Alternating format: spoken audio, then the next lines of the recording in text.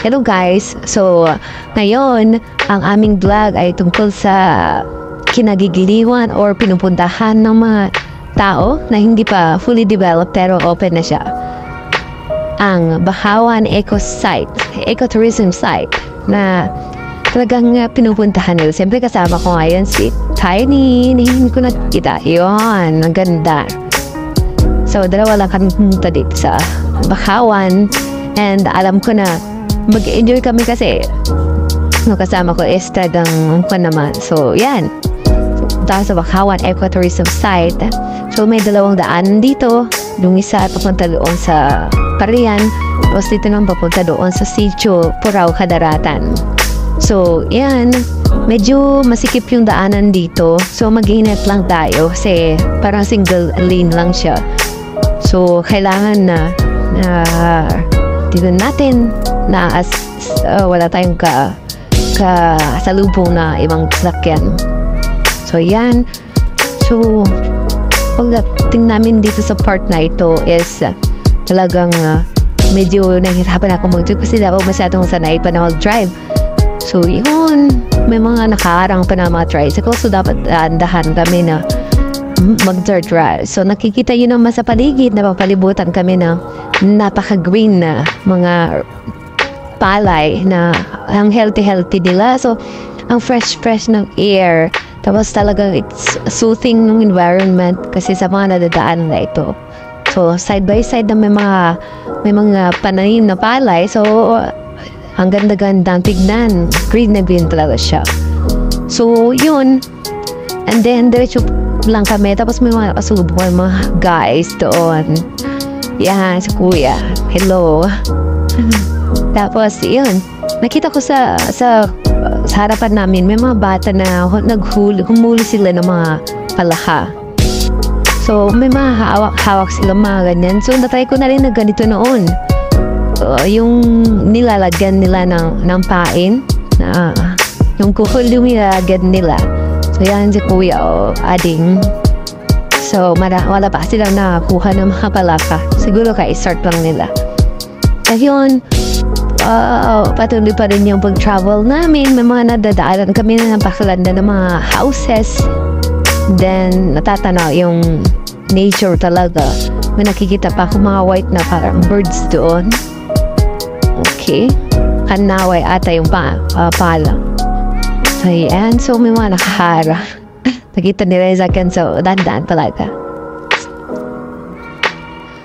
So, yan. Malapit. Dito na kami sa Bacawan Eco Park. So, nakaarating na kami. So, may mga, ayan na yung massages niya. So, welcome to Bacawan Ecotourism Site. Ayan. So, it's located sa Bawang, Sitio Purao Cadaratan, Barangay Parian, Oeste. So, doon, ikakad muna namin itong sasakyan naming dalawa ni Becky. So, magpapark muna kami doon. And then, after magpapark, mag-huwan muna kami. Mag-register muna tayo. So, nakita kami na bata na hulog doon. Kawawa naman siya. So, hindi naman siya tidulak. Basta nahulog lang siya. So, yan, nag-park muna kami. So, may mga signs dito ha, guys. Pare tagaw agwara. Ibig sabihin, in Tagalog is bawal magbasura dito. So, may mga signs na please be responsible. May mga upuan din dito na makikita din. Tapos kung gusto nyo umupo, mayroong mga upuan dito. Na talagang ginawa nila dito kung gusto mo umupo at magantay ng mga kasama mo muna. Dito muna kayo upo dito while waiting for yung mga kasama nyo. Tapos may mga kawayan dito na talagang nagbibigay sa atin ng silong. Tapos may mga basurahan doon. Yung mga signage dito, welcome, open to 8 to 5, Monday to Friday. And then, dito sa part na ito, nakalagay yung talagang provincial government of La Union na talagang sila yung nag-initiate para ma-improve itong Bacawan. Kasi dati is meron nang nagawa na parang hanging na na materials pero nasira siya nung nabagyo. So dito yung daanan papunta, napakaganda na area ng Bahawan Ecotourism Site. So ang ganda-gandang tibay ng kahoy nito.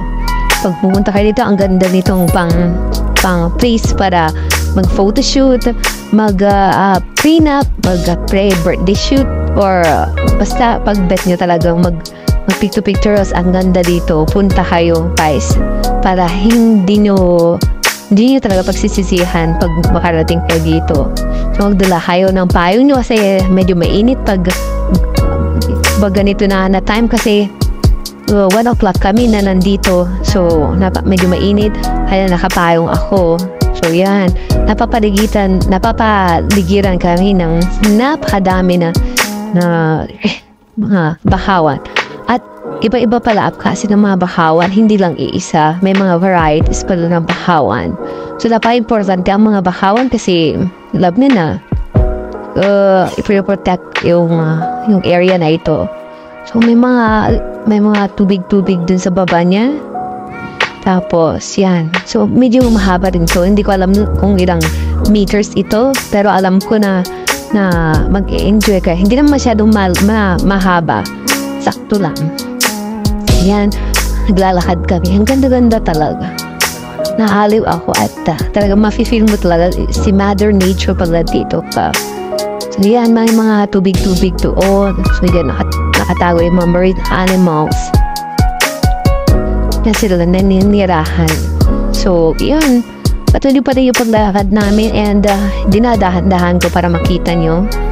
Of course, pag makikita nyo talaga ito, yung place na actual, mas ma-appreciate nyo. Video pa lang ito pero na-appreciate nyo na. Pero what more kung nandito na kayo at nakita nyo talaga in actual yung place. So, ang ganda dito sa ilalim, dito sa part na to, makikita nyo may mga grasses.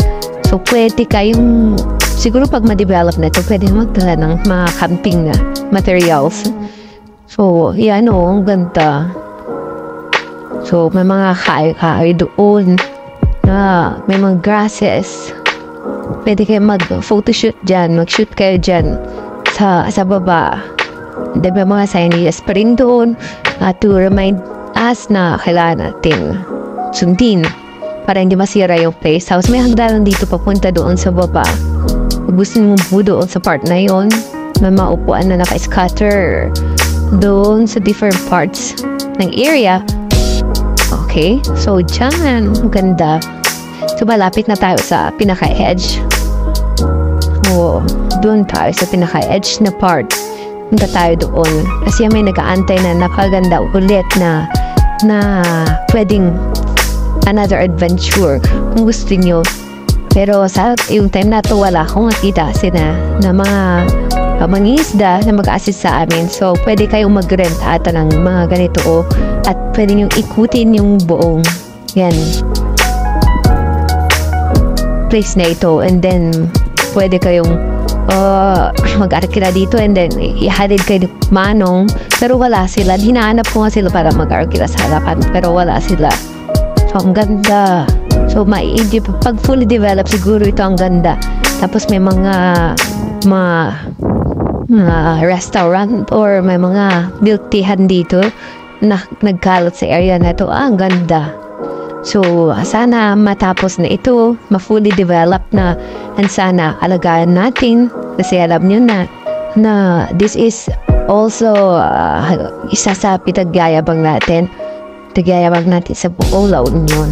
So, pag may time kayo, try to visit here. Mag-enjoy talaga kayo guys. Promise.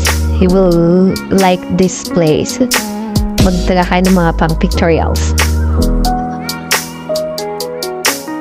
Guys, makikita nyo talaga na napakaganda or good for pictorials itong place na to. Tignan nyo yung mga pictures ko. Okay, diba? Ang eksena ng Gara. Please like, follow, and subscribe to my YouTube channel.